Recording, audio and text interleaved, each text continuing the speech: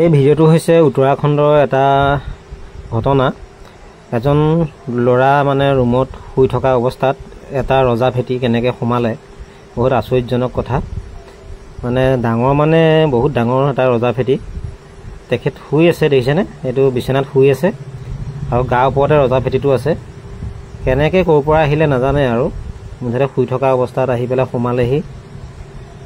এটা কিমান ডাঙৰ ভয়ানক ঘটনা সেইটো দেখিছে, কেনেকৈ ঘূৰি ফুৰিছে আৰু মানুহজনো লৰচৰ হোৱা নাই, সেইটো দেখিছে। সৰু সুৰা মানুহৰতো অৱস্থা বেয়াই হৈ যাব। কিমান সাহসত মানে মানুহজন শুই আছে বিচনাখনত আৰু মানুহজন ইফালৰ পৰা সিফালে হিলা নাই মানে, কিন্তু সাপটো ইফালৰ পৰা সিফালে ঘূৰি ফুৰিছে। ওলাবলৈ চাগে সি ঠাই পোৱা নাই, সোমালে আৰু মানুহজনো উঠি যাব পৰা নাইকিয়া। উঠি গ'লেই কিজানি খেদি আহে, কামুৰিব। সেইকাৰণে বিচনাতে একদম পূৰা জঠৰ হৈ পৰি আছে মানুহজন। আৰু মানুহজন জীৱিত অৱস্থাতে আছে নে মৃত অৱস্থাত আছে, আপোনালোকে ভিডিঅ'টো শেষলৈকে চালেহে গম পাব। আৰু খুব মানে বহুত সাহস হ'ব লাগিব এই অৱস্থাত যে মানুহজনে ভিডিঅ' কৰি আছে।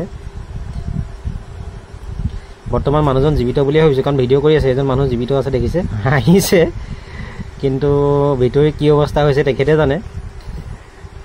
এইটো কিমান এটা ডাঙৰ ৰজা ফেটি আৰু ৰুমটোৰ অৱস্থা মানে বহুত কাহিল হৈ আছে। অলপ চিজিল নাই কাৰণে চাগে এনেকৈ সাপ চাপ সোমাইছে, কিবা কিবি চাগে বাহিৰা নিগনি চিগনি কিবা খাবলৈ আহি সোমালেহি। অলপ বাৰিষা হ'লে মানে আমি অলপ চাফ চিকুণকৈ থাকিব লাগে, অলপ কাপোৰ কানিবোৰ অলপ জাৰি জোকাৰি চাব লাগে আৰু বহুত দিনৰ কাপোৰ একে জেগাতে থ'ব নালাগে আৰু ইফাল সিফাল কৰি ৰ'দত দি মেলি থাকিব লাগে। দেখিছে কিমান ডাঙৰ সাপ এইটো, কেনেকৈ ফেট তুলি আহিছে কেমেৰাটো দেখি। আৰু মানুহজনে ভয় খাই গৈছে, এতিয়া ভয় খাই পেলাই আকৌ লুকাই দিছে। আকৌ চাব দেই, এইটো দেখিছে কিমান ডাঙৰ দীঘল ফেট তুলি আছে। বহুত ভয় লগা দৃশ্য। সাৱধান হ'ব লাগে বাৰিষা দিনকেইটা মানুহ।